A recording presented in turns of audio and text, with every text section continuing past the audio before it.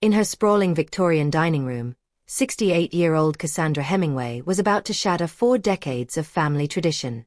What started as another monthly dinner took a shocking turn when her children treated her like invisible help in her own home. Cassandra wasn't your typical grieving widow. 5 years since Robert's death, she had quietly endured being dismissed and overlooked, known for her patience and sacrifice. When her family ignored her stories once again, she had no idea she was about to reclaim her voice. Her announcement would change everything forever. Before we jump back in, tell us where you're tuning in from. And if this story touches you, make sure you're subscribed because tomorrow, I've saved something extra special for you. The aroma of 5-spiced duck and steamed whole fish filled the Victorian dining room as Cassandra Hemingway made her final adjustments to the elaborate spread.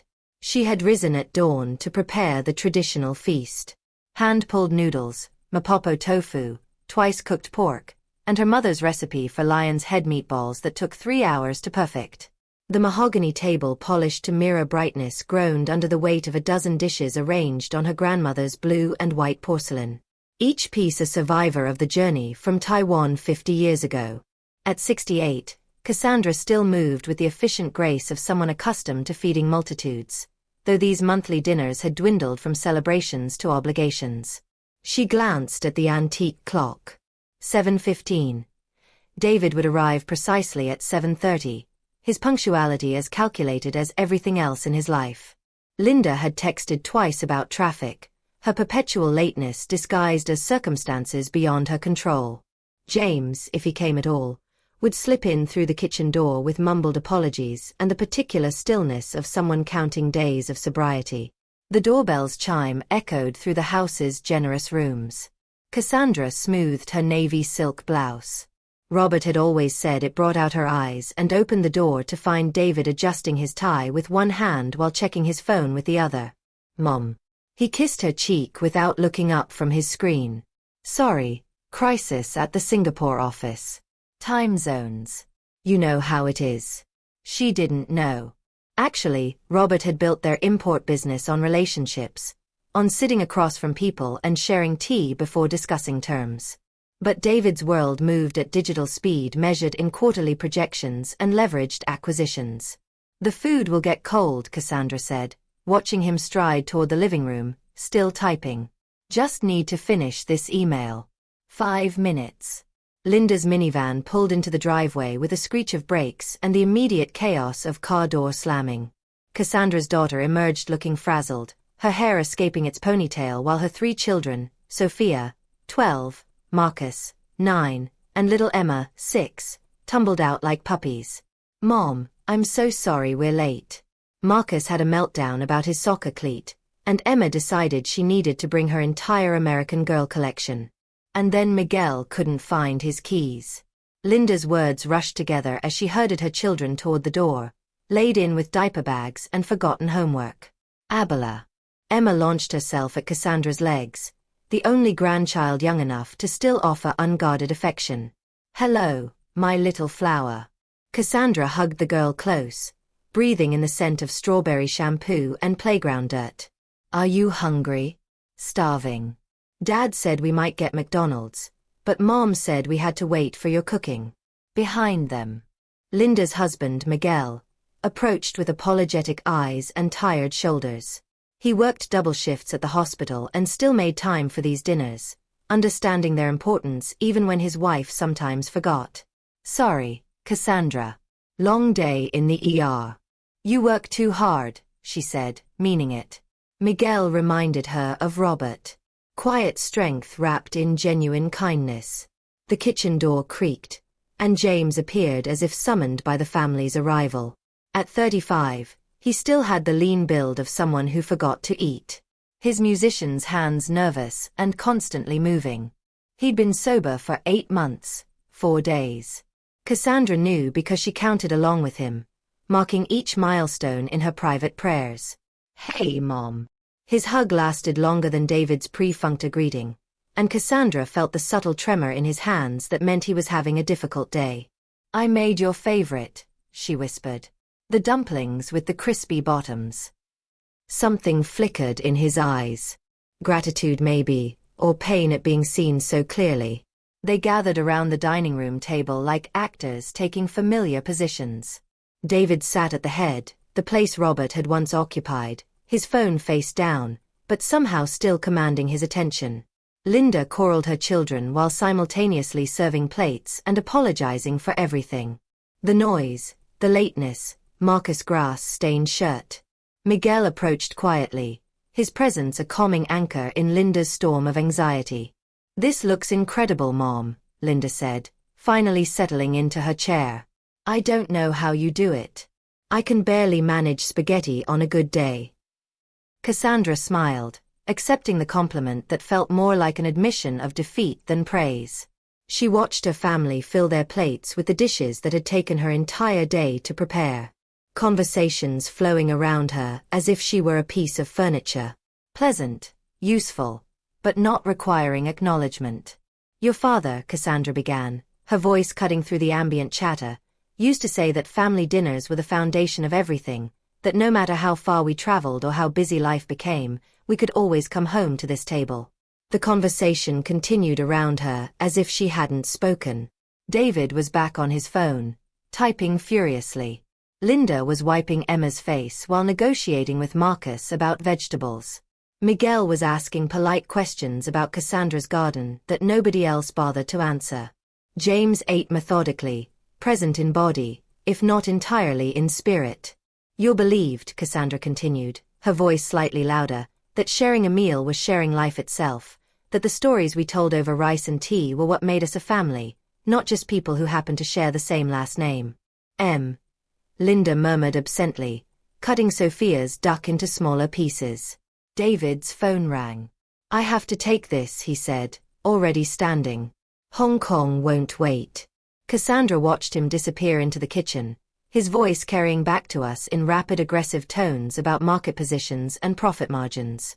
She looked around the table at the faces of her children and grandchildren, seeing the familiar pattern of distraction and polite disinterest that had become their new tradition. Something inside her chest tightened, then suddenly released.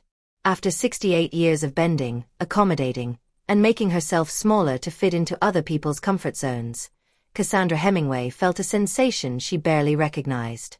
The sharp, clean edge of her own voice. She stood up slowly, her hands steady as she placed her napkin beside her untouched plate. The table didn't notice at first. Linda was still negotiating with Marcus. Miguel was helping Emma with her chopsticks. And James was lost in his own thoughts. Only Tyler, David's 16-year-old son, who'd been quietly observing from the corner, looked up with curious eyes. "This," Cassandra said, her voice carrying the authority of 50 years in this house, "will be our last dinner here." The table went silent. Even the children stopped eating, sensing the shift in atmospheric pressure. "I've decided to sell the house," Cassandra continued, each word precise and deliberate. "I'll be moving to Sunset Gardens Retirement Community next month." David's voice stopped mid-sentence in the kitchen. Linda's fork clattered against her plate.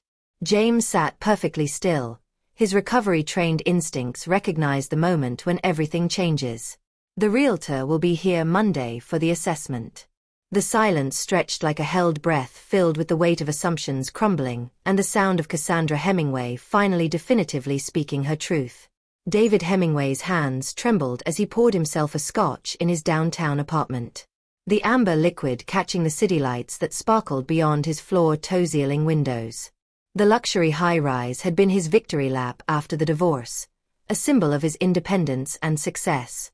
Now it felt like a gilded cage, its mortgage payments bleeding him dry while he maintained the illusion of prosperity. He speed-dialed his financial advisor, pacing the hardwood floors as the phone rang. "Rick, it's David. I need to talk about the Hemingway collateral situation." His voice cracked slightly on his mother's maiden name, the one that still graced the business accounts. "There's been a development." 20 minutes later, David stared at spreadsheets that told a story he'd been avoiding for months. Without his mother's house as collateral, his expansion into Southeast Asian markets would collapse.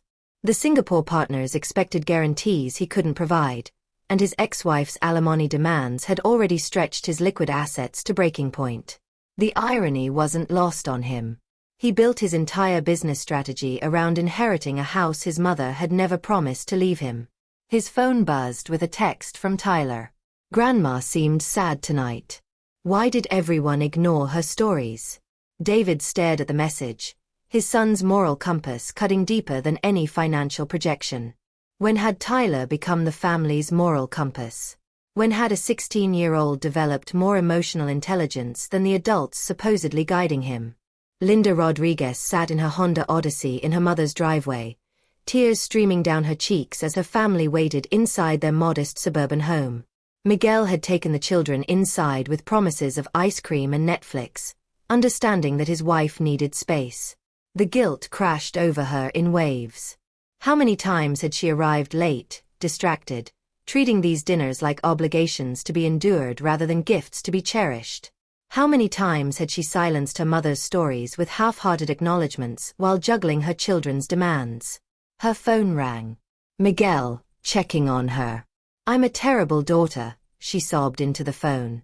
"She's been planning this for months and I never even noticed she was unhappy." "Amore, you're not terrible. You're overwhelmed. There's a difference." "Is there?" "She made that incredible meal and I didn't even thank her properly. I was too busy worrying about Marcus' homework and Sophia's attitude and Emma's sugar crash. When did I stop seeing her as a person instead of just grandmother help?" Miguel's voice was gentle but honest. "You've been caring a lot, Linda. Taking care of everyone. But maybe your mom needs taken care of, too." Linda wiped her eyes, staring up at the Victorian house where warm light still glowed in the kitchen windows. Her mother was probably in there now cleaning up after a dinner that nobody had properly appreciated, processing her family's shocked silence in solitude. "The house, Miguel, if she sells it," Linda's voice caught. "That's our safety net. If something happens to you, if I lose my job, if the kids I miss having someone to share the day with," she'd said quietly.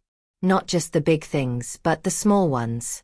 The way the morning light hits the garden, or how the neighbor's cat has started visiting the back porch. Your father used to listen to all of it." James had made some inadequate response about how they all loved her, how she wasn't alone. But the truth was she was alone. They visited her. They didn't share life with her. His phone rang. His sponsor Mike returning an earlier call. "How are you doing, kid? My mom just blew up our family and I think she's the only one who's being honest. Want to talk about it?" James found himself describing not just the evening's announcement, but the years of slow marginalization he'd witnessed. How his successful brother treated their mother like a resource to be managed. How his overwhelmed sister had delegated emotional labor to guilt and obligation. How he himself had been so focused on not using that he'd forgotten to actually live. "Sounds like your mom just set a boundary." Mike said, "Recovery teaches us that we can't control other people's choices, only our own responses to them. My siblings are going to lose their minds.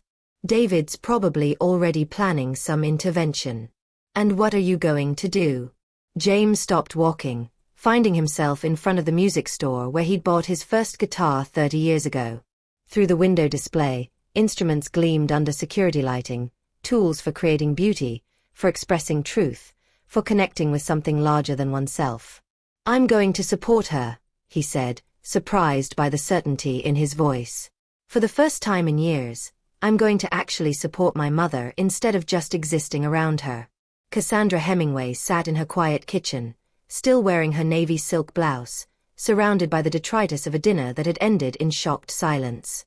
Dishes soaked in soapy water, leftovers waited to be wrapped, and the scent of five-spice and star anise still lingered in the air like a benediction. She should feel regret. 68 years of people-leasing and conflict avoidance suggested she should be crafting apologies, softening her announcement, making everyone else's comfort her priority. Instead, she felt something she barely recognized.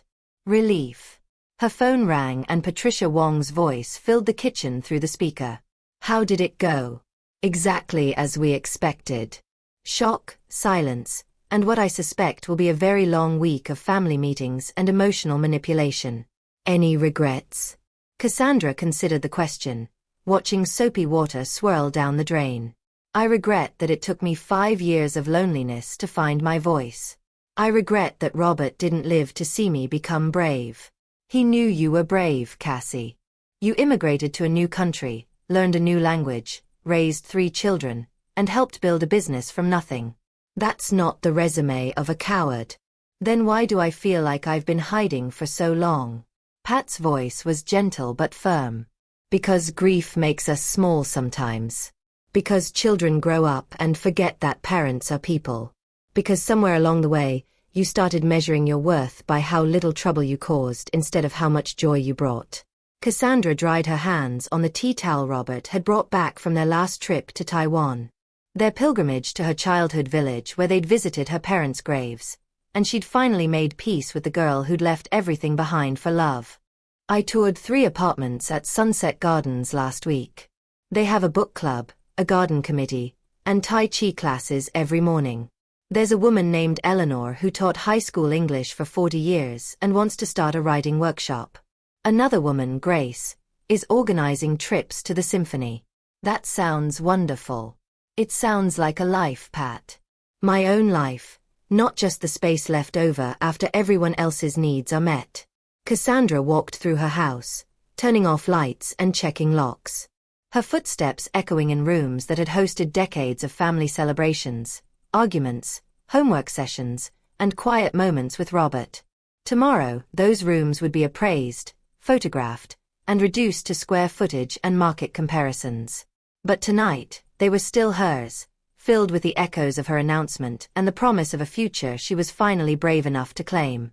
Linda's living room had never felt so small. David had arrived precisely at 10 a.m. with a leather portfolio and the rigid posture of someone conducting a hostile takeover. He'd rearranged the furniture to face Cassandra's chair, transforming the cozy space into an interrogation room.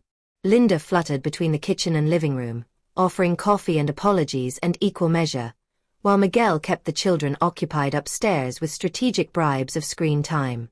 I've prepared some materials, David announced, extracting color-coded charts from his portfolio, financial projections, care options, and a comprehensive proposal that addresses Mom's concerns while protecting family assets.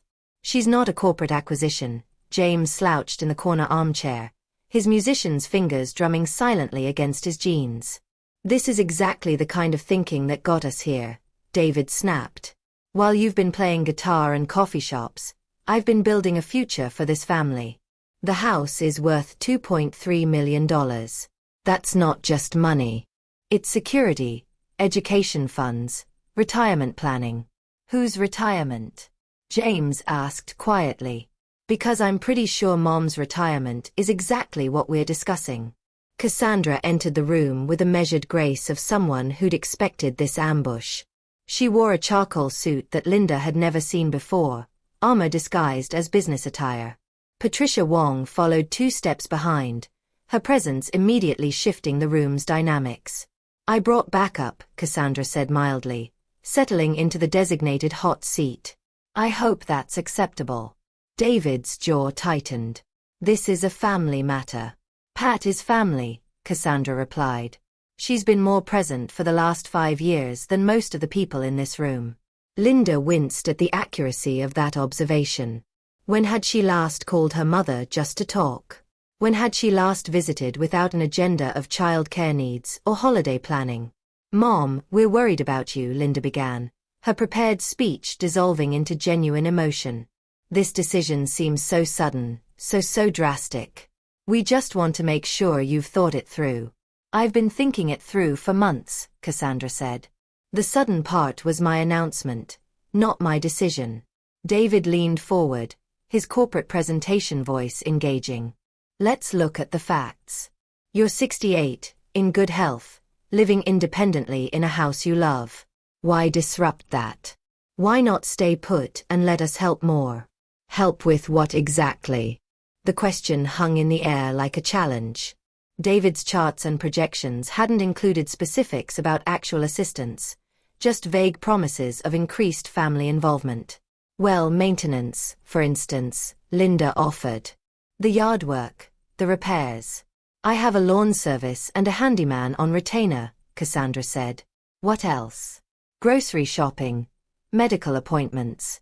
Linda trailed off, realizing she was describing services her mother had never needed. Social isolation, David said with the confidence of someone who'd Googled elderly care concerns that morning. Living alone can lead to depression, cognitive decline. I'm isolated at family dinners in my own house. I'm lonely, surrounded by children and grandchildren who treat me like wallpaper. How exactly would staying fix that? Tyler Hemingway spoke from the corner where he'd been quietly observing. Maybe if everyone paid attention instead of being on their phones all the time. Tyler, David's warning carrier edge. No, Dad. It's true. Grandma tells these amazing stories about traveling with Grandpa, about building the business, about her life before us, and everyone just ignores her like she doesn't matter unless she's cooking or babysitting. The room fell silent. Cassandra's eyes softened as she looked at her grandson.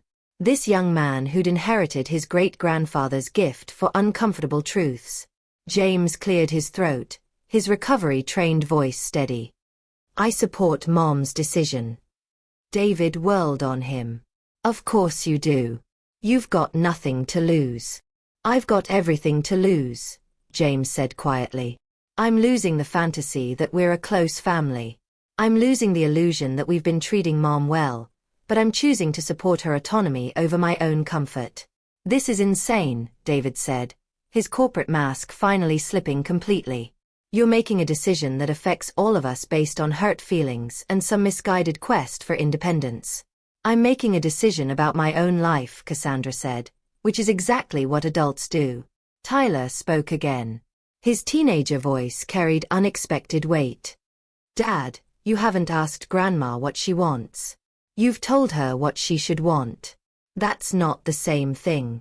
David stared at his son, seeing perhaps for the first time the young man Tyler was becoming, someone with his own moral compass, someone willing to stand up for what was right, even when it was difficult. What do you want, Mom? Linda asked quietly, the question finally emerging after an hour of assumptions and projections. Cassandra sat back down, her hands folded in her lap. I want to wake up excited about the day ahead instead of wondering who might need me. I want to have dinner with people who are interested in my thoughts, not just my cooking. I want to take art classes and join book clubs and maybe even travel somewhere I've never been. She looked at each of her children in turn. I want to be someone's friend, not just someone's mother. I want to matter for who I am, not what I do for other people. The room fell quiet, except for the distant sound of children playing upstairs and the hum of Linda's refrigerator. The charts and projections lay forgotten on the coffee table, irrelevant in the face of their mother's simple, devastating honesty. The realtor comes Monday, Cassandra said, standing to leave. You can spend the weekend accepting that, or you can spend it fighting reality. But my decision is made. Patricia rose with her and they moved toward the door like longtime allies executing a planned retreat. This isn't over, David said, but his voice lacked conviction. Cassandra paused at the threshold. You're right. It's not over. It's beginning. For the first time in 5 years, my life is beginning again. The house felt different in the aftermath of the failed family meeting. Not smaller exactly, but somehow more honest. Cassandra moved through its rooms like a woman taking inventory, seeing each space with new eyes. The living room where Robert had read his newspapers every morning, marking articles he wanted to discuss over dinner. The kitchen where she'd taught 3 reluctant children to fold dumplings, their small hands clumsy with the delicate work of pleating dough. The master bedroom where she still slept on her side of the bed, leaving Robert's pillow untouched. She paused at the photo gallery that lined the hallway. 40 years of Christmas mornings, graduations, wedding days, and birthday celebrations. In the earliest photos, she looked so young, her face bright with the possibility of the American dream. Robert stood beside her in his good suit, his arm protective around his waist as they posed in front of their first apartment, then their first house, then finally this Victorian mansion that had represented the summit of their shared ambitions. The progression told a story she'd never noticed before.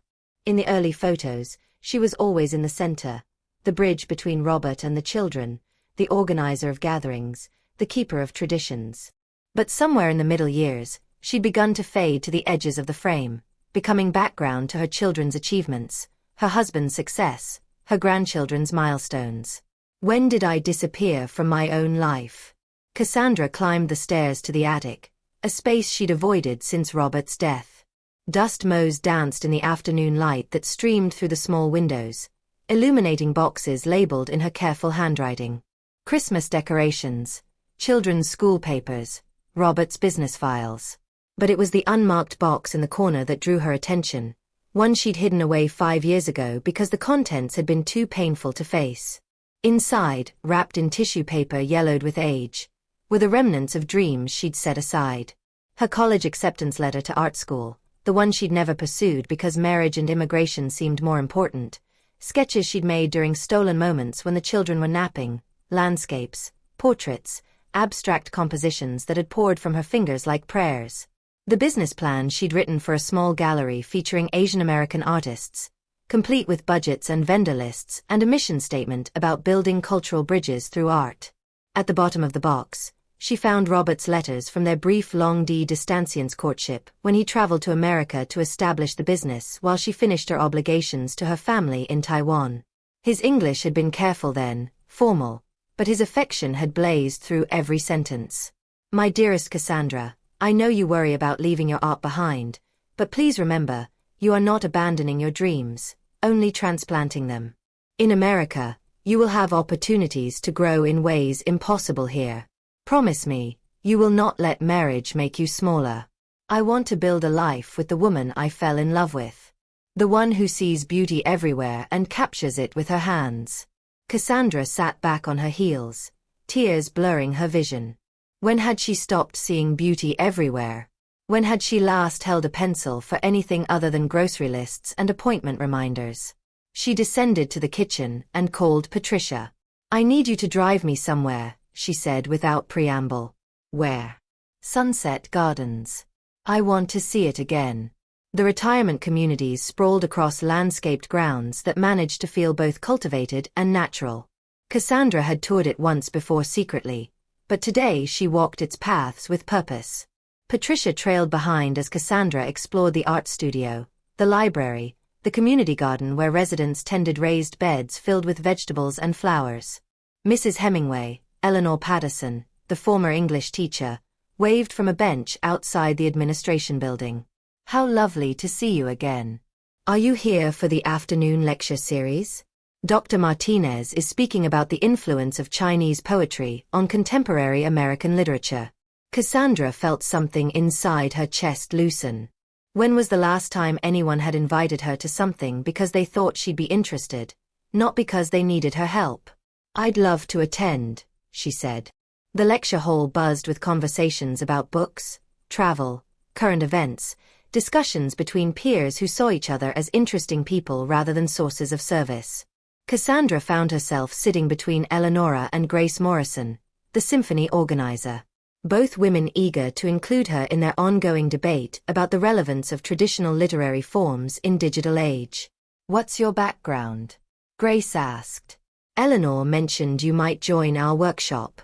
I was an art student a long time ago before marriage, before children, before life got in the way. Life doesn't get in the way, Eleanor said firmly. Life is the way. The question is whether we're driving or just along for the ride. Dr. Martinez's lecture explored the intersection of Eastern and Western poetic traditions, analyzing how immigrant voices had enriched American literature. Cassandra found herself taking notes, her mind engaging with ideas in a way it hadn't for years. During the question period, she surprised herself by raising her hand. I'm curious about the visual elements in the poems you've discussed.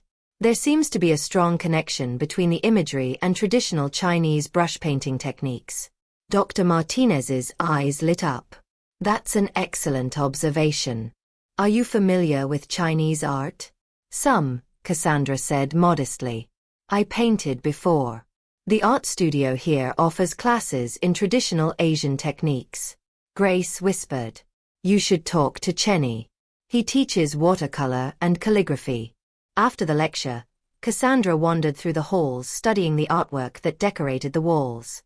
Not just generic landscapes and still lives, but pieces created by residents, bold abstracts, delicate watercolors, sculptural works that spoke of hands that had learned new skills in their 7th and 8th decades. Impressive, isn't it?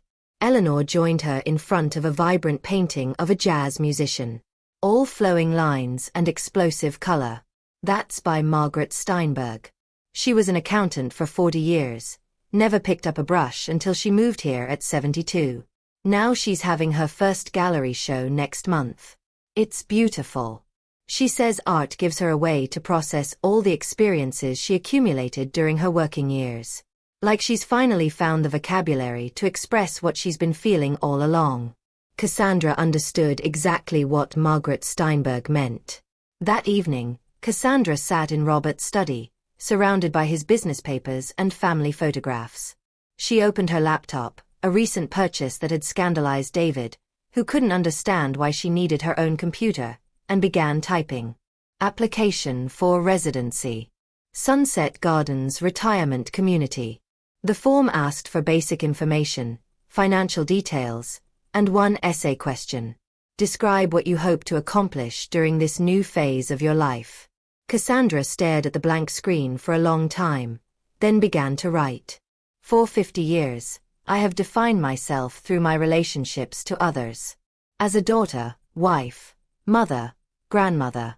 These roles have brought me great joy and deep satisfaction, but they have also required me to make myself smaller in order to fit into other people's comfort zones. I sacrificed my art dreams for family obligations, my independence for domestic harmony, my voice for the illusion of peace.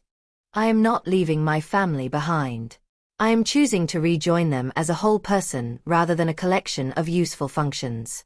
I want to spend my remaining years growing instead of shrinking, creating instead of maintaining, exploring instead of simply enduring. At Sunset Gardens, I hope to rediscover the artist I set aside, the intellectual I never fully developed, the friend I could be to people who see me as more than the sum of my services. I am 68 years old and I am finally ready to bloom. She submitted the application at 11:47 p.m. Then sat in the quiet study where Robert's presence still lingered in the scent of his cologne and the weight of his ambitions. But tonight, for the first time in 5 years, the silence didn't feel lonely. It felt like a possibility. Maria Santos arrived at the Victorian house with the punctuality of someone who understood that time was money. They stepped onto the back patio where Cassandra's garden spread in careful abundance. Raised beds held herbs and vegetables while perennial borders provided year-round structure and seasonal color. A small greenhouse tucked into the corner suggested serious gardening, not just decorative landscaping. I spend most mornings out here, Cassandra said. Robert built the greenhouse for our 20th anniversary. He said, if I was going to dirty my hands with plants, I might as well have proper tools. It's beautiful. The garden will be a major selling point. Mature landscaping like this takes decades to develop. Naria's phone buzzed with a text and she glanced at it automatically. I'm sorry, my daughter's school. She's feeling sick and wants to come home. How old? 14. At that age where everything is either a crisis or completely boring depending on the day. Cassandra smiled. I remember those years. My middle child, Linda, once convinced me she was dying of appendicitis because she didn't want to take a math test. Turned out she'd eaten too much Halloween candy. Did you work when your children were young? I helped Robert with the business, bookkeeping, customer relations, trade show coordination, but mostly I was home with the kids. Cassandra paused, studying the garden. I was an art student when we married. I always thought I'd go back to school eventually, but eventually never came. Maria heard something in Cassandra's voice that made her look up from her tablet. That must have been difficult, giving up your studies. At the time, it felt like the right choice. Family first, dreams second. Now, she gestured toward the house. Now, I'm wondering what I might have accomplished if I'd made different choices. It's not too late, Maria said gently. My mother went back to school at 65, became a certified master gardener. She says her 70s have been the most intellectually stimulating decade of her life. That's encouraging to hear. They continued the assessment. Maria noting architectural details and potential selling points, while Cassandra shared memories attached to different rooms. The formal dining room where holiday meals had created decades of family traditions. The library where Robert had conducted business calls while children did homework at his feet. The sun porch that had served as art studio, music practice room, and quiet retreat, depending on the family's evolving needs. Based on recent comparables in your neighborhood, I'm estimating a market value between 2.1 and 2.4 million, Maria said as they returned to the kitchen. The house is in exceptional condition. The location is desirable, and properties with this much character are rare. I expect significant interest. Cassandra nodded, though Maria noticed she seemed more relieved than excited by the financial projection. Can I ask about your family's feelings regarding the sale? I like to prepare for any complications that might arise. Cassandra's left held no humor. My eldest son assumed he'd inherit the house and has been planning business ventures around that assumption. My daughter worries about losing family security. My youngest son supports my decision but has no financial stake in the outcome. And my grandson seems to be the only one who understands that this is about my happiness, not their inheritance. That sounds complicated. It's clarifying, actually. 4 years, I've made decisions based on what other people needed. This time, I'm making a choice based on what I need. Maria's phone rang. Her daughter's school again. I'm so sorry. I need to take this. After a brief conversation, she hung up looking frustrated. Isabella definitely needs to come home, but my husband's in court and can't leave. And my mother is at her own doctor's appointment.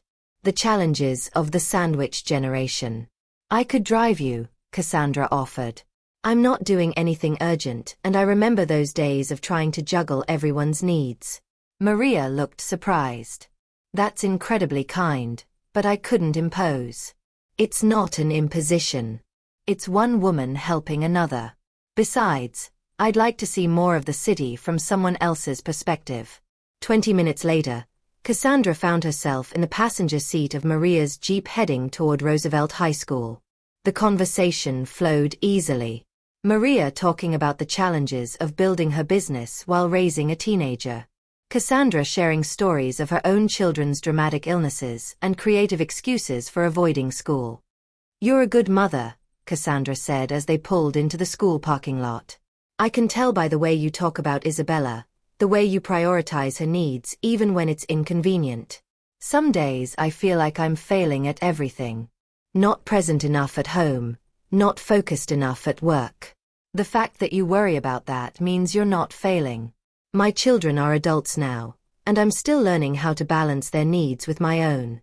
The difference is I'm finally putting my own needs in the equation. Isabella Santos emerged from the school looking genuinely pale and miserable. She perked up slightly when she saw Cassandra in the front seat. This is Mrs. Hemingway, Maria said. She offered to help us out today. Thank you, Isabella said politely, then turned to her mother. I really don't feel good, Mom. I know, mija. We'll get you home and settled.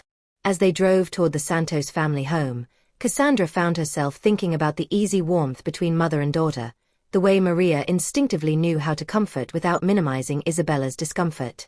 When had her own children stopped turning to her for comfort? When had she stopped being their source of safety and become simply their source of services?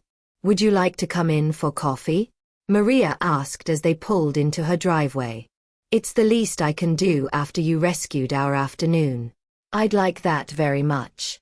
Inside Maria's kitchen, modern but warm, with family photos covering the refrigerator and Isabella's artwork decorating the walls, Cassandra felt something she hadn't experienced in years.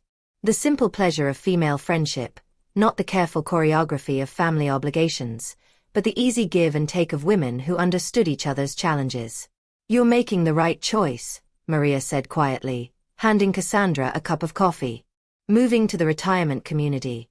My mother made a similar decision after my father died. Best thing she ever did for herself and for us. Now, when we visit, it's because we want to see her, not because we feel guilty about her being alone. That's exactly what I hope for. The house will sail quickly, and when it does, you'll be ready for whatever comes next. Cassandra smiled, thinking of the application she'd submitted the night before, the art studio at Sunset Gardens, the conversations with people who saw her as interesting rather than useful. I think I already am. The call came on Thursday morning when Cassandra was deadheading roses in her garden, the morning sun warm on her shoulders, and the scent of jasmine drifting from the neighbor's fence.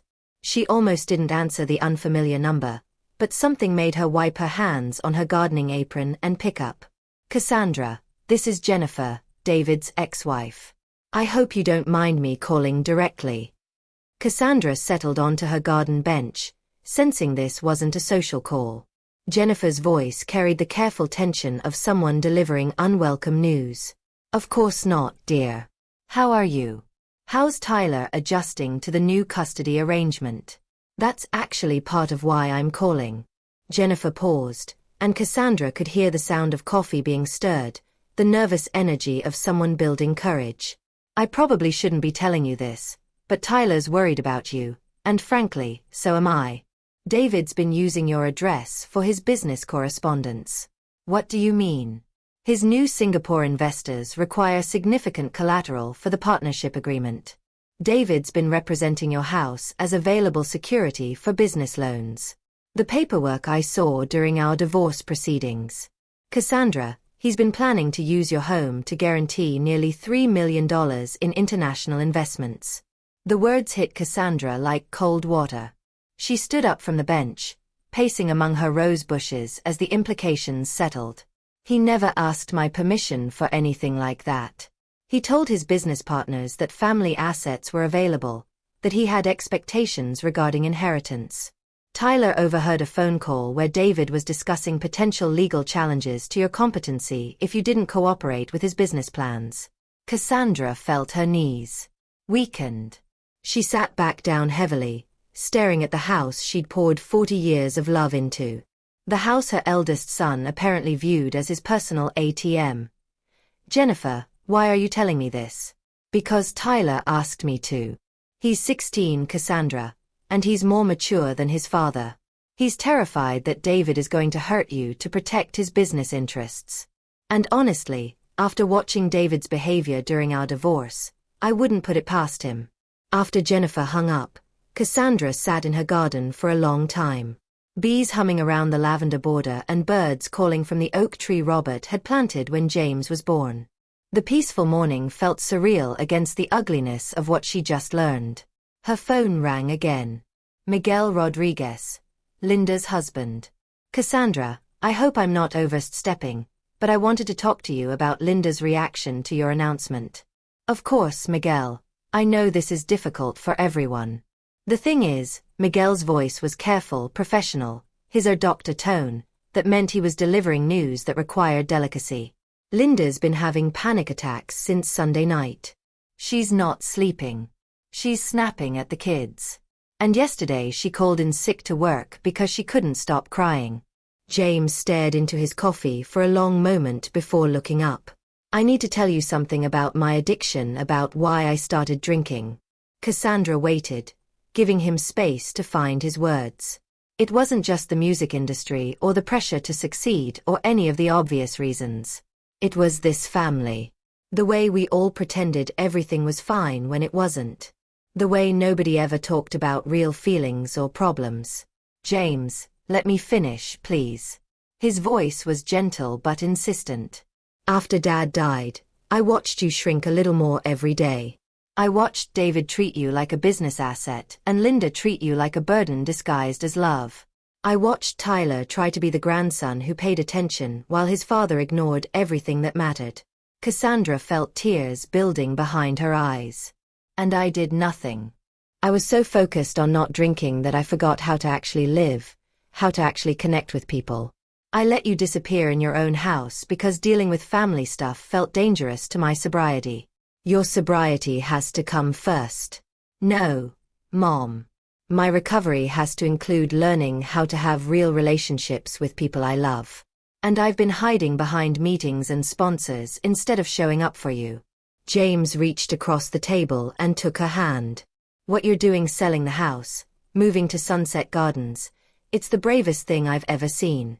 You're choosing life over maintenance, growth over safety. And I want you to know that I support you completely. Thank you, Cassandra whispered. There's something else. David's been calling me trying to get me to join some kind of intervention. He wants to present a united front about your declining judgment and need for family oversight. And I told him to go to hell. Well, not exactly that, but close. I told him that if he can't respect your autonomy, he doesn't deserve your presence in his life. That evening, Tyler arrived. As Cassandra was preparing a simple dinner for one, a luxury she was learning to enjoy rather than see as evidence of loneliness. He looked agitated, his teenage awkwardness more pronounced than usual. Grandma, I need to tell you something about Dad. She set down her cooking spoon and gave him her full attention. What is it? He's been on the phone with lawyers about having you declared incompetent or something. He thinks if he can prove you're not thinking clearly, he can stop the house sale. Cassandra felt a chill that had nothing to do with the evening air. Are you sure? He heard him talking to Uncle David, Mom's brother, who's a lawyer in Portland. He was asking about guardianship laws and medical evaluations and stuff like that. Tyler's voice cracked slightly. Grandma, he's really going to try to hurt you. Tyler, I need you to know that whatever happens between your father and me, it won't change how much I love you. I love you too, but I also think what you're doing is right. You should get to choose your own life. She hugged her grandson, this young man who somehow understood what the adults around him could not grasp, that love meant supporting someone's choices, not controlling them. Later that night, Patricia arrived with a bottle of wine and the militant expression of someone ready for battle. I've been talking to my attorney friend Helen, Pat said without preamble, settling into Cassandra's lading room like a general establishing a command post. She specializes in elder law, and she says David's potential legal challenges are mostly bluster. Mostly. Well, he could try to have you evaluated for competency, but given that you're clearly functioning independently, managing your own finances competently, and making rational decisions about your future, no court in this state would find grounds for guardianship. Pat poured wine into 2 glasses, her movements sharp with controlled anger. What infuriates me is that he's trying to use the legal system to override your autonomy. It's exactly the kind of thing that gives adult children a bad name. Jennifer called today. Apparently, David's been representing my house as collateral for his business investments without your knowledge or permission, without even asking. Pat's expression darkened. That's financial fraud, Cassie. If he's used your property as security for loans without your consent, he's committed a crime. Cassandra sipped her wine, processing the day's revelations. Her eldest son was prepared to challenge her mental competency to protect his business interests. Her daughter was having panic attacks about the possibility of losing family obligations disguised as family connection. Her youngest son was finally learning how to show up for people he loved, and her grandson had more emotional intelligence than most of the adults in his family. What a mess we've all made, she said quietly. No, Pat said firmly. What a mess they've made by treating you like property instead of a person. You're the only one in this family who's being honest about what's really happening. I never wanted it to be this ugly. Sometimes things have to get ugly before they can be honest. David's showing you who he really is. Believe him. Linda is showing you what she's really afraid of. Help her face it. James is showing you who he wants to become. Support that. And Tyler is showing you what love actually looks like. Treasure it. Cassandra looked around her living room, seeing it with new eyes. Tomorrow, Maria would return with photographers to prepare the listing. Next week, strangers would walk through these rooms, evaluating them as potential homes for their own families. The thought should have been devastating, but instead it felt like liberation. I'm ready, she said, surprising herself with the certainty in her voice. For what? For whatever comes next. For the legal challenges, the family drama, the difficult conversations. I'm ready to fight for my right to choose my own life. Pat raised her wine glass. To choosing life over maintenance, to choosing growth over safety, Cassandra replied, clinking glasses with her friend. Outside, the neighborhood settled into its familiar evening rhythms. Porch lights coming on, families gathering for dinner, the distant sound of children playing in backyards. Soon this would no longer be her neighborhood. These would no longer be her evening sounds. But for the first time in 5 years, the prospect of change felt like possibility rather than loss. There is something, Richard said slowly. But David, I'm not recommending it, and I won't help you pursue it. What you could attempt to have Mom evaluated for diminished capacity. It would require testimony from family members about concerning behaviors, medical testimony about potential cognitive decline, and a formal court hearing. David's eyes lit up. How long would that take? Months, maybe longer if she fights it, which she would. And David, you'd lose. Worse than that, you'd destroy your relationship with your mother permanently and probably traumatize Tyler in the process, but it would delay the sale. David stared at his brother-in-law with unconcealed disgust. Is that really what you want? To drag your 68-year-old mother through a public competency hearing because your business planning was based on stealing her assets? David's phone rang, his Singapore contact, demanding updates on the collateral situation. He declined the call, but both men could see the sweat beating on his forehead. I need to think about this, David muttered, gathering his papers. David, don't do something you can't undo. Mom's not the enemy here. Your poor planning is. That evening, Linda Rodriguez stood in her kitchen, mechanically preparing dinner while her family moved around her with the careful navigation of people walking through a minefield. Miguel had taken charge of homework supervision and bedtime routines, recognizing that his wife was barely holding herself together. Her phone buzzed with another text from David.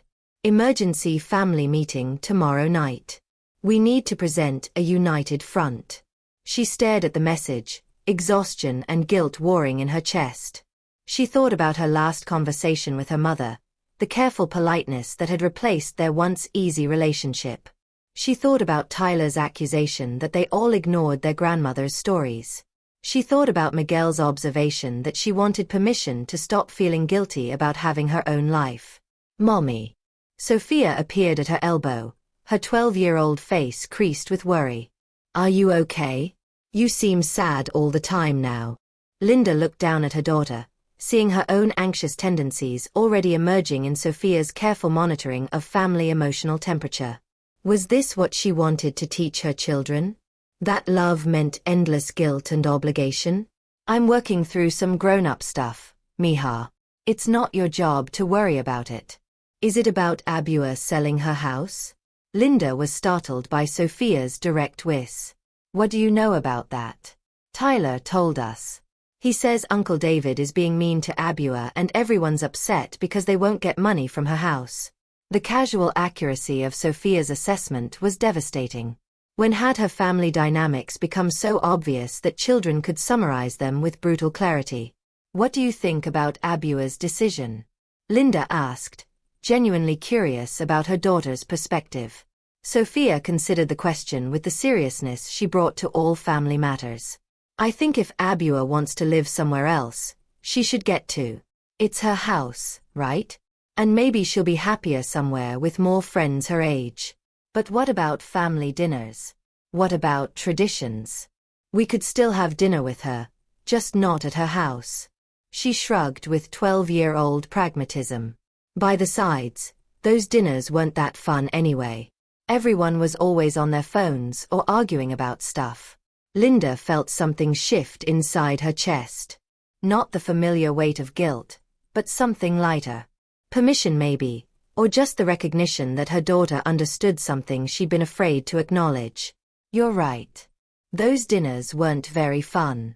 Could we visit Abua at her new place? Just us, without Uncle David being grumpy all the time? I think Abua would love that very much. James arrived at Cassandra's house that evening to find her sitting in Robert's study, surrounded by legal documents and looking more determined than he'd seen her since his father's death. How did it go with the lawyer? He asked, settling into the chair where Robert used to read his evening newspapers. Enlightening. Apparently, I have more legal rights than David would like me to believe. James smiled. Amazing how the law supports people making their own decisions about their own lives. Helen, my attorney, also confirmed that David's use of my house as collateral without permission is potentially fraudulent. She's documenting everything in case his business partners try to claim rights to the property. Jesus, I knew David was desperate, but I didn't realize he was potentially criminal. Cassandra handed him a text message thread from David demanding her presence at another family meeting. He's not giving up. Helen warned me that desperate people sometimes escalate their tactics. Mom, you know I support you completely, right? Whatever David tries, whatever pressure the family applies, I'm on your side. I know. And James, that means more to me than you realize. They sat in comfortable silence for a moment, the study quiet except for the tick of Robert's grandfather clock and the distant sound of evening traffic. Can I ask you something? James said. Are you scared? Cassandra considered the question honestly, terrified, but not of David's legal threats or family disapproval. I'm scared of being brave enough to build a life that's actually mine. That's a good kind of scared, though. Recovery taught me the difference between fear that warns you away from danger and fear that warns you away from growth. This feels like growth fear. Growth fear. The kind of scared you feel when you're about to do something that will change you in ways you can't predict. It's uncomfortable, but it's also how you know you're moving in the right direction. Cassandra nodded, understanding exactly what he meant. Selling the house, moving to Sunset Gardens, reclaiming her identity as an individual rather than just a family function. All of it felt like stepping off a cliff into unknown territory. James, tomorrow, David is going to try to pressure you into joining his intervention. What will you do? I'm going to tell him that I've spent 8 months learning the difference between helping someone and controlling them. And I'm going to remind him that love means supporting people's choices, not overriding them. Even if you think their choices are wrong, especially then. Recovery taught me that I can't manage other people's lives. Even people I love. The best thing I can do for you is show up authentically and let you make your own decisions. Cassandra felt tears building behind her eyes. When did you become so wise? When I got desperate enough to listen to people who knew more than I did. James leaned forward, his recovery-trained earnestness replacing his usual deflective humor. Mom, you're not just changing your living situation. You're modeling autonomy and self-respect for your grandchildren. You're showing Tyler and Sophia and Marcus and Emma that people get to choose their own lives even when those choices are inconvenient for other people. I hadn't thought about it that way. Trust me, they're watching. And what they're learning is that love doesn't mean sacrificing yourself for other people's comfort. That's a lesson that could change their entire lives. Outside, the neighborhood settled into its evening rhythms. Families turning on porch lights and gathering for dinner. Tomorrow would bring David's intervention attempt, more family pressure, and probably escalated threats about legal challenges. But tonight, sitting in her late husband's study with her youngest son, Cassandra felt something she hadn't experienced in years. The quiet confidence of someone who knows she's fighting for the right thing. The For Ale sign appeared in Cassandra's front yard at 8 a.m. on a crisp Monday morning. Its burgundy and gold Santos Properties placard gleaming like a declaration of war. By 8:15, 3 neighbors had called with questions disguised as concern. And by 9 a.m., Mrs. Patterson from across the street was standing on Cassandra's front porch with a casserole and barely concealed curiosity. I couldn't believe my eyes when I saw the sign, Mrs. Patterson said, holding the covered dish like an offering. Harold and I always assumed you'd be here forever. This house has been the anchor of the neighborhood for so long. Cassandra accepted the casserole with genuine gratitude, understanding that food was Mrs. Patterson's way of processing neighborhood changes that felt too big for simple conversation. Thank you, Dorothy. This is very thoughtful. May I ask, are you moving somewhere nearby? We'd hate to lose you entirely. Sunset Gardens Retirement Community. I'm excited about the change. Oh my, that's quite lovely. Harold and I toured there last year just to see. The amenities are remarkable. It is a beautiful place. I'm looking forward to the art classes and the book club. And the house. It must be worth. Mrs. Patterson caught herself before finishing the financial speculation, but her meaning was clear. Maria Santos is handling everything. She's been wonderful to work with. Inside the house, Maria and her staging team were transforming 40 years of family life into a magazine-worthy showcase. Personal photographs disappeared into boxes, replaced by neutral artwork that suggested possibility rather than history.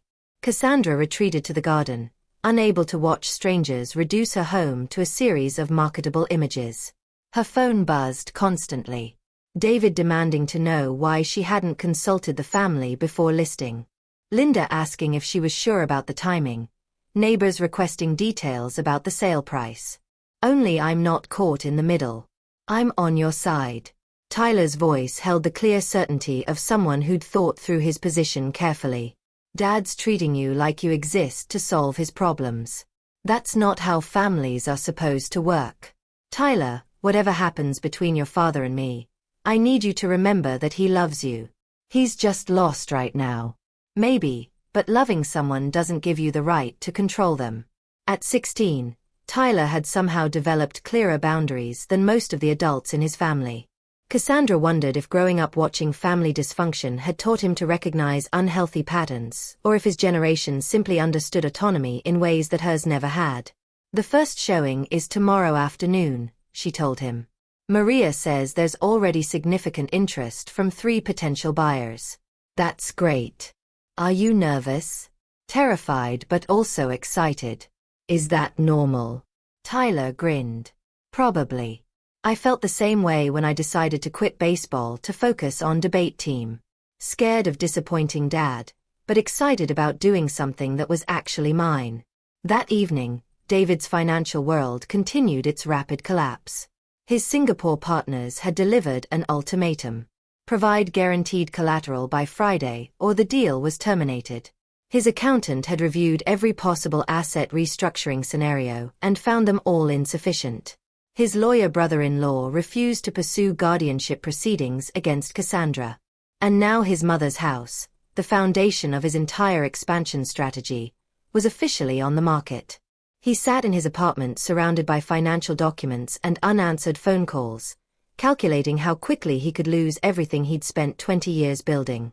The irony wasn't lost on him. He'd built his business empire on the assumption that he'd inherit his mother's sacrifice, only to discover that she'd stopped sacrificing and started living. His phone rang. Linda calling from her minivan. David, I can't do this anymore. Can't do what? The family meetings. The pressure campaigns. The guilt trips about Mom's decision.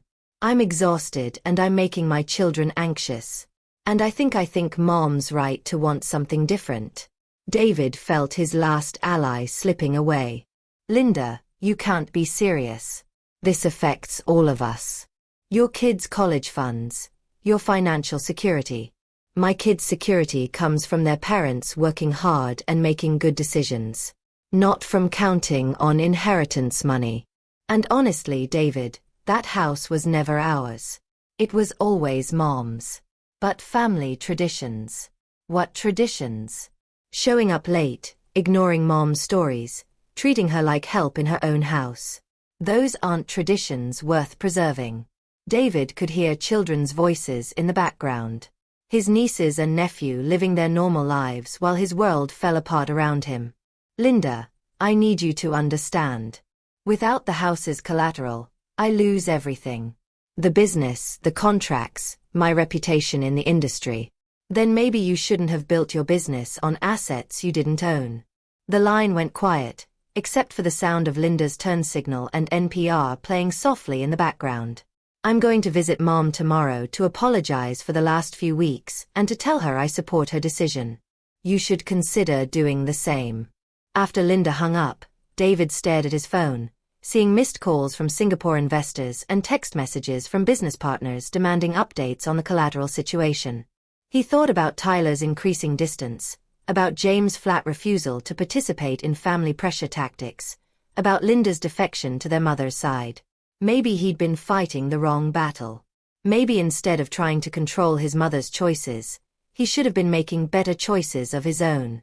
Wednesday afternoon brought the first official showing, and Cassandra found herself displaced from her own home, wandering the neighborhood while strangers evaluated her life's work. Maria had suggested she be absent during viewings, explaining that potential buyers needed space to envision their own families in the house without feeling like they were intruding on someone else's grief. She walked the familiar streets where she'd pushed strollers and walked dogs, where she'd chatted with neighbors about children's school performances and garden club fundraisers. The maple trees Robert had lobbied the city to plant 20 years ago now provided generous shade, their roots buckling sidewalks and patterns that told the story of time passing. Her phone rang. James calling from work. How are you holding up on showing day? It's surreal. 42 years of memories being evaluated by people who see square footage in market potential. Want me to come over tonight? We could order Chinese food and process the weirdness together. I'd like that very much. Any word from the Singapore incident? David has been unusually quiet today. Either he's planning something dramatic or he's finally accepting reality. With David, those might be the same thing. That evening, as promised, James arrived with takeout containers and the particular presence of someone committed to showing up authentically. They sat in the kitchen where Cassandra had fed her family for decades, eating lo mein with chopsticks and processing the strange experience of marketing a life. Maria says there were 3 separate showings today, all with serious potential buyers. One couple from California who are relocating for work. One family with teenage children who loved the library and the garden, and one woman about my age who's downsizing from an even larger house. How does that feel? Like watching someone else fall in love with your spouse. You want them to see all the wonderful qualities, but you also want them to understand what they're taking on. James smiled. That's a perfect analogy. This house has been like a marriage partner. Daily intimacy, shared history, the kind of love that includes both appreciation and frustration. Exactly. I want the new owners to understand that the kitchen faucet is temperamental, but the morning light is perfect for coffee. That the upstairs bathroom door sticks, but the view from the master bedroom window is worth the inconvenience. You're not just selling a house. You're transferring stewardship of a living space that has its own personality. They were interrupted by headlights in the driveway. Tyler arriving on his bicycle with the particular urgency of someone carrying important news. Grandma, something's happening with Dad. He's been on the phone all day and I think he's planning something for tomorrow. What kind of something? I don't know exactly, but he keeps talking about intervention specialists and family crisis management. And he asked me a bunch of weird questions about whether you've been forgetting things or acting confused. James and Cassandra exchanged glances. Tyler, do you think your father is planning to have Grandma evaluated for mental competency? Maybe he's been researching something on his laptop and he made an appointment with someone called Dr. Richardson for Friday afternoon. Cassandra felt her stomach drop. Helen Morrison had warned her that desperate family members sometimes escalated to professional intervention tactics, but she'd hoped David wouldn't actually pursue such measures. Tyler, I need you to understand that whatever happens, this isn't your fault. Your father is dealing with problems that have nothing to do with you. I know, but Grandma, he's really desperate. His business is falling apart, and he's blaming everyone except himself. James pulled out his phone. I'm calling Helen Morrison. If David's planning some kind of formal competency challenge, you need legal protection. It's 8 p.m. She gave you her emergency number for exactly this kind of situation. As James dialed, Cassandra looked around her kitchen, seeing it perhaps for the last time as simply her space rather than the center of a family crisis. Tomorrow would bring new challenges, more attempts to override her autonomy, and probably the most serious threat yet to her right to choose her own life. But tonight, sitting with her youngest son and her grandson, both of whom understood that love meant supporting someone's choices rather than controlling them, she felt the quiet strength of someone who'd found her voice and intended to use it. Whatever David tries, I'm ready for it. I know who I am. I know what I want and I have people who support my right to choose my own life. Tyler reached across the table and squeezed her hand. We've got your back, Grandma. James hung up the phone with a grim expression. Helen says Dr. Richardson is a geriatric psychiatrist who sometimes does competency evaluations for families. She's calling him first thing tomorrow to make sure he understands the legal and ethical issues involved. And if David goes through with this, then we fight. But Helen thinks the fact that David's being secretive about this instead of talking to you directly actually works in your favor. It suggests he knows his actions aren't legitimate. Outside, the neighborhood settled into its evening rhythms for perhaps the last time with Cassandra as a resident. By Friday, she might have a signed purchase agreement. By next month, she might be living at Sunset Gardens, starting the new chapter she'd been brave enough to write for herself. The thought should have been terrifying. Instead, it felt like coming home to herself. The call came at 7:23 a.m. on Friday morning, just as Cassandra was settling into her garden with coffee and the morning newspaper. Maria's voice carried an excitement that cut through the early autumn chill. "Cassandra, I have news. The Hendersons, the family with teenage children, want to make an offer. It's strong. Very strong." Cassandra sat down her coffee cup, watching a cardinal land on the bird feeder Robert had built during his last summer. A house strong. 2.4 million, all cash, 30-day clothes, and they're willing to let you take whatever time you need to remove personal belongings. They fell in love with the house yesterday, especially the library and the garden. Mrs. Henderson said it felt like a place where a family could grow deep roots. The irony wasn't lost on Cassandra. The Hendersons wanted to plant the kind of roots she was finally brave enough to uproot. What's their timeline? They'd like an answer by Monday. Their financing is pre-approved. The inspection can happen next week, and they're hoping to move in before Thanksgiving so their kids can finish the school year here.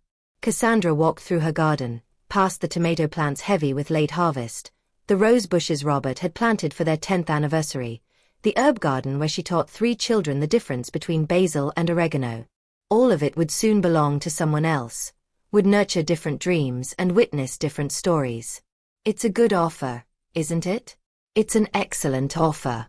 $20,000 over asking price, no contingencies, buyers who clearly understand they're purchasing something special. After Maria hung up, Cassandra sat among her roses, processing the reality that her brave new life was about to become concrete. By Monday, she could accept an offer that would change everything irrevocably.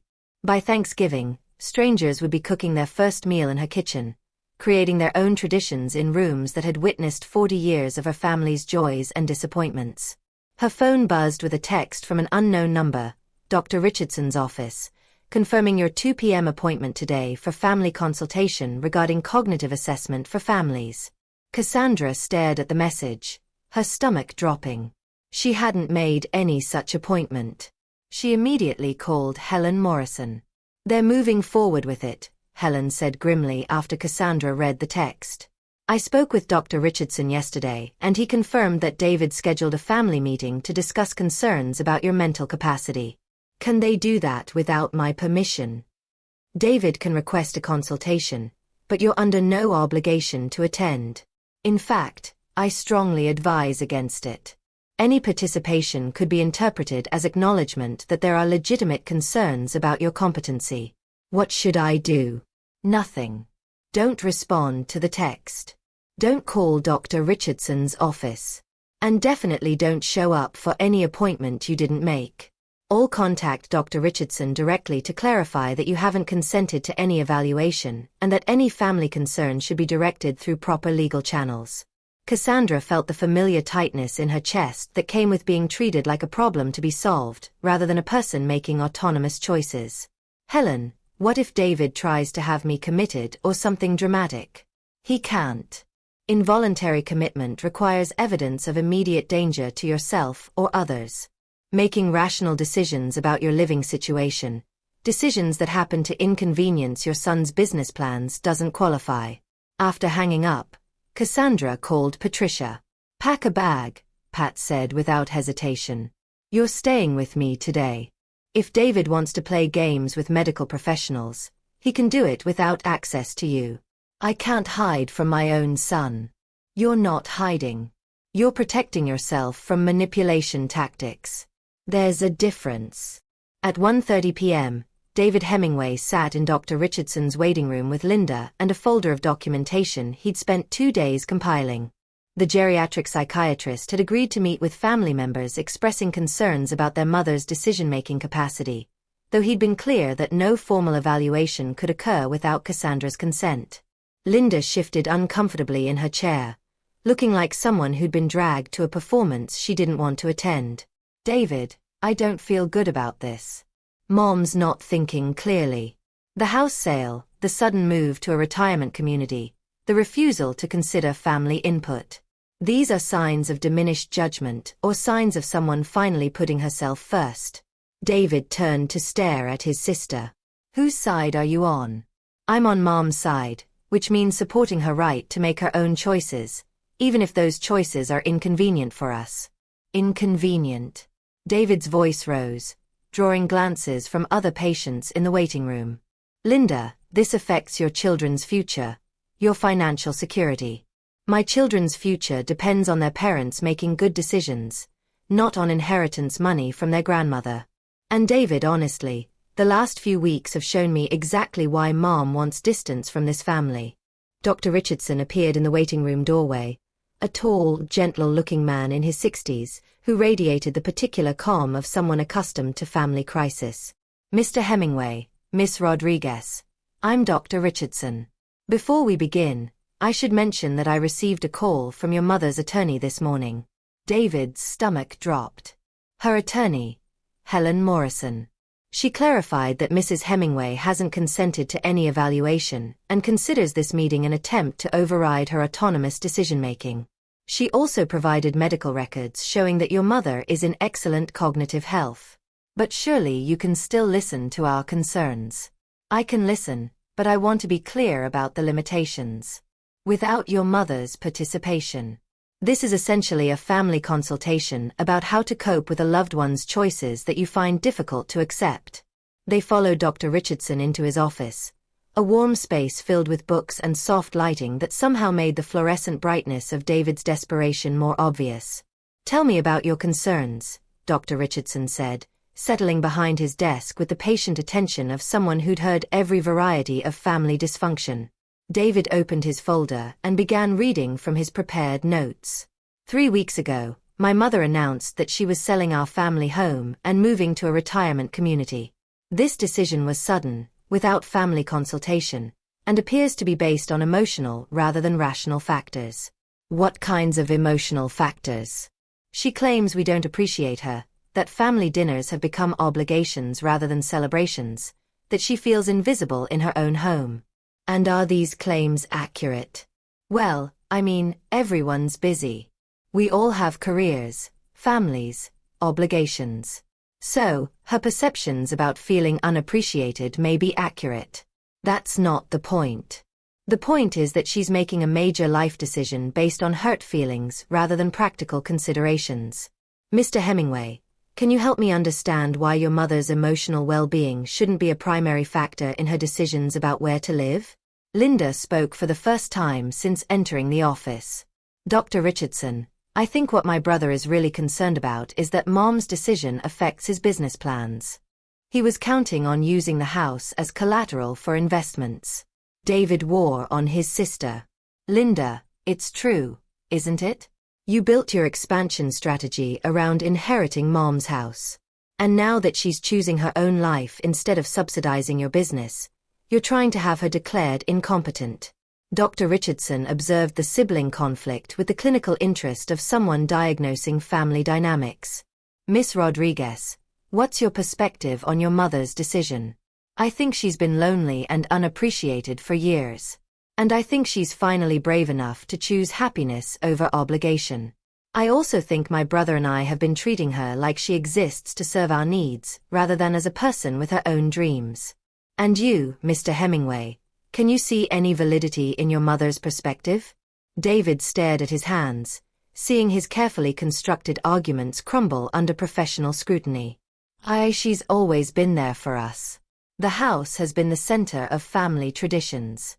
I assumed she'd want to preserve that. Did you ask her what she wanted? Not exactly. I mean, she's our mother. Her job is to take care of the family. Mr. Hemingway, your mother is 68 years old. At what point does her job shift from taking care of others to taking care of herself? The question hung in the air like a challenge David couldn't answer. Dr. Richardson leaned forward. From what you've described, your mother is making a rational decision about her living situation based on accurate assessments of her emotional needs and family dynamics. The fact that her decision doesn't serve your financial interests doesn't constitute diminished capacity. But the timing suggests that your mother has found the courage to prioritize her own well-being. That's emotional growth, not cognitive decline. David felt his last hope slipping away. So there's nothing that would support a competency challenge. No. But Mr. Hemingway, may I offer some perspective as someone who's worked with families facing similar transitions? David nodded, though his expression suggested he wasn't eager for more uncomfortable insights. Your mother is giving you a gift. She's showing you that love doesn't require sacrificing yourself for other people's convenience. She's modeling autonomy and self-respect for her grandchildren. And she's offering you the opportunity to rebuild your relationship with her based on genuine connection rather than financial dependency. I don't know how to do that. Start by asking her what she wants instead of telling her what she should want. Oh, Tyler. I also told him that I'm proud of you for choosing your own life and that if he can't respect that choice, he doesn't deserve to be part of whatever life you build. They sat in comfortable silence for a moment, watching the neighborhood settle into its Friday evening rhythms. Tomorrow, Cassandra would need to decide whether to accept the Hendersons' offer. Monday, she would either begin the process of transferring ownership or continue the uncertainty of waiting for another buyer. Tyler, whatever happens between your father and me, I need you to know that my decisions aren't about punishing anyone. They're about finally choosing to live instead of just maintaining. I know. And Grandma, Dad knows, too. Deep down, he's just scared because he built his whole life on assumptions about what he owed him. James' truck pulled into the driveway and he emerged carrying takeout bags and wearing the expression of someone prepared for difficult conversations. Family crisis management dinner, he announced, settling on the porch steps with them. Thy food and moral support. How did you know I'd need both? Pat called. She said David's intervention attempt imploded spectacularly and you might need backup tonight.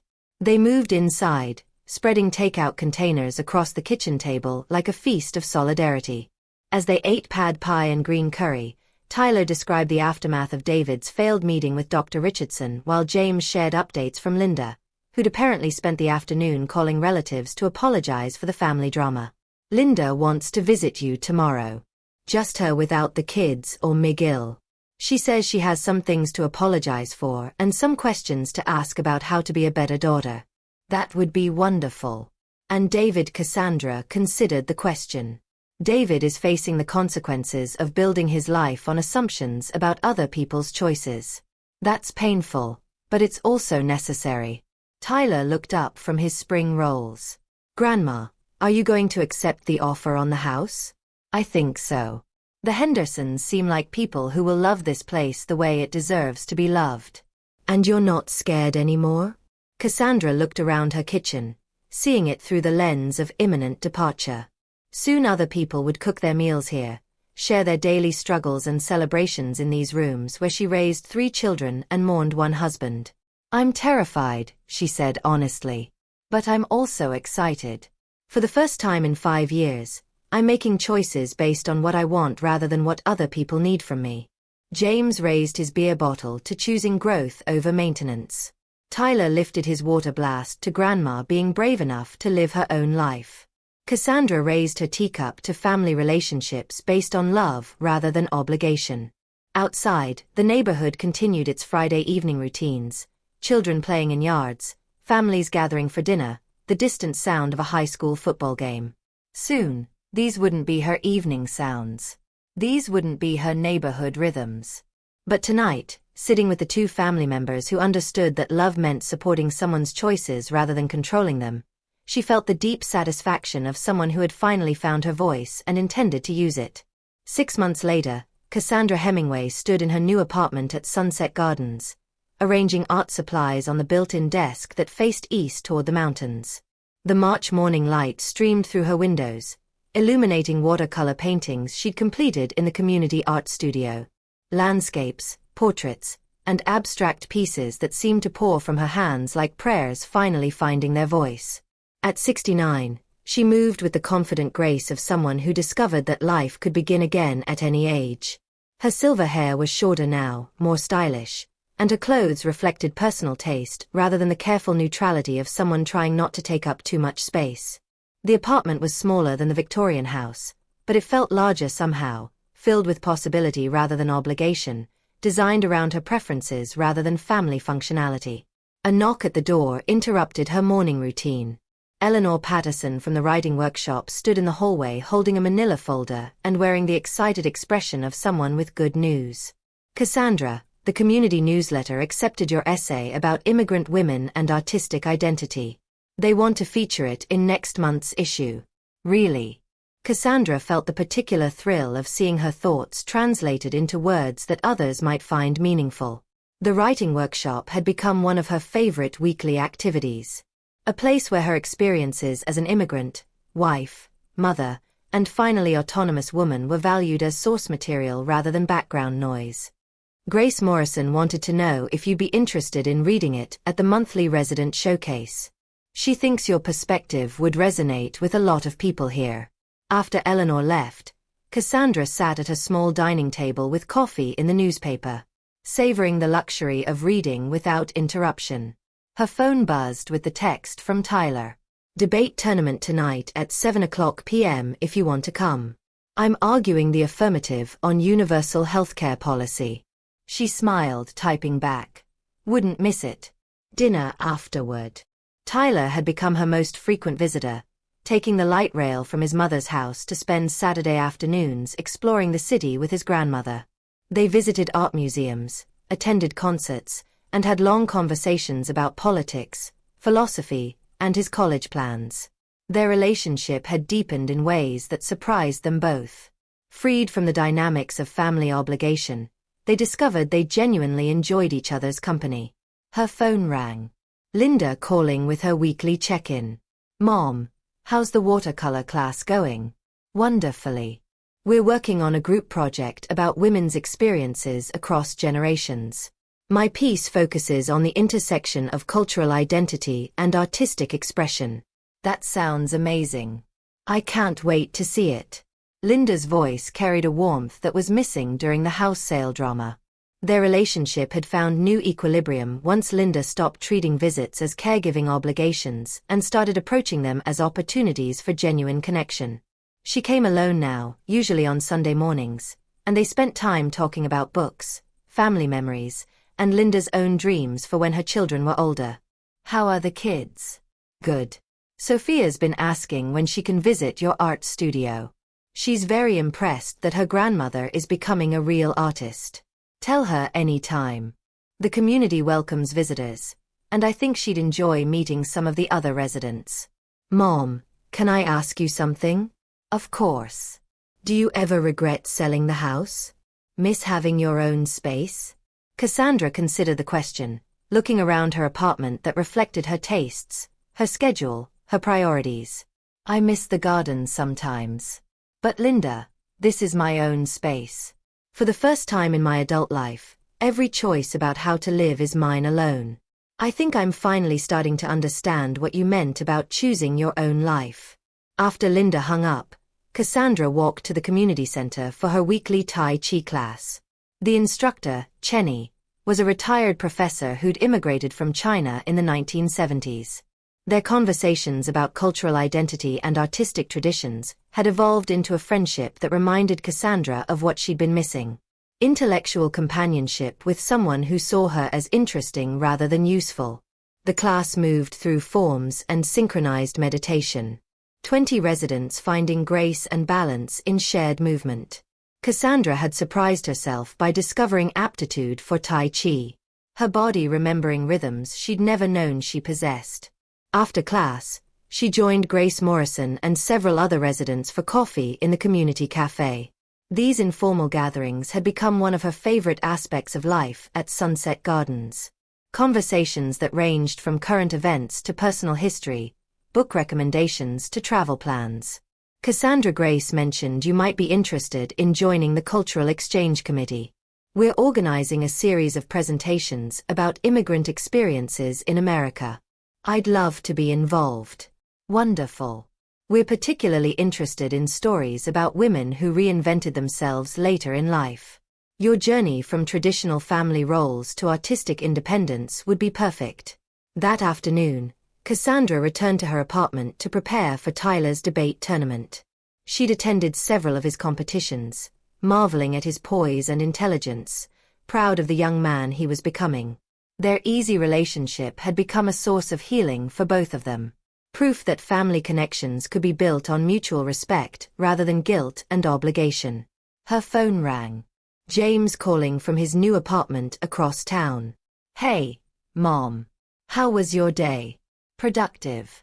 Art class, Tai Chi, planning committee meeting. How was yours? Good. I had coffee with David this morning. Cassandra felt her stomach tighten slightly. David's business had collapsed in spectacular fashion 6 months earlier. His Singapore partners withdrawing when he couldn't provide the promised collateral. The financial ruin had been devastating, but also oddly liberating. Forced to rebuild from scratch, he'd begun therapy and slowly started examining the assumptions that had guided his relationships. How is he? Better, I think. He's working for someone else now, learning to be an employee instead of trying to control everything. And he asked about you. Oh, he wanted to know if you'd be willing to have dinner with him sometime. Nothing dramatic. No agenda. He said he's been learning about boundaries and respect, and he wants to try being your son instead of your financial plan. I've been thinking about what you said about finding your voice, about how it's never too late to start speaking up for what you believe in. And I think maybe that's what I want to do with my life. Not necessarily debate, but something where I can advocate for people who don't have enough power to advocate for themselves. Cassandra felt tears building behind her eyes. This young man had somehow learned lessons about justice and autonomy that had taken her 70 years to understand. That sounds like a worthy calling. Will you help me research colleges with good social justice programs? I'd be honored. After Tyler's team won the tournament, they went to a late-night diner near the school, sharing pie and processing the evening's victories. Tyler talked about his college plans, his hopes for making a difference in the world, his gratitude for having a grandmother who'd modeled courage and independence.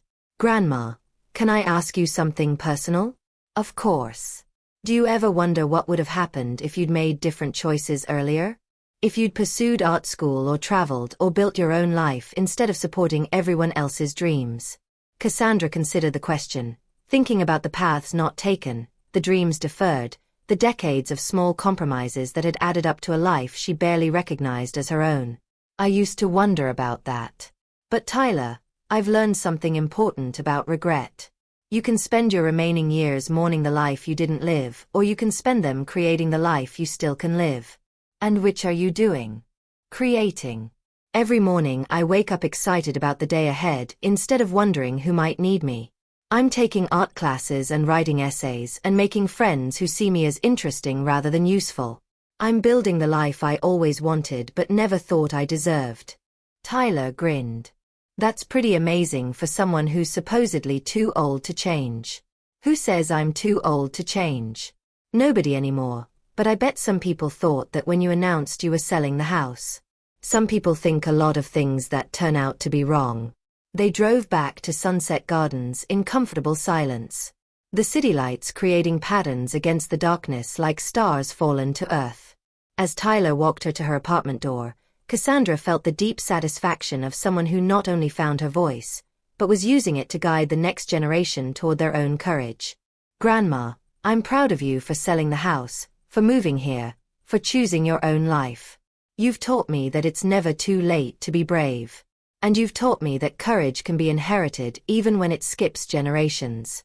Inside her apartment, Cassandra made tea and sat at her easel, working on a painting that captured the view from her window. Mountains and sky, light and shadow, The endless possibility of horizons that stretched beyond what the eye could see. Tomorrow would bring art class and book club, a visit from Linda and her children, and the quiet satisfaction of a life lived on her own terms. At 70, she was finally blooming. And the best part was she was just getting started. Up next, we have 2 more incredible stories that are waiting for you. Just click the image you want to watch and it will take you there. If you enjoyed this video, make sure to subscribe. It would mean a lot.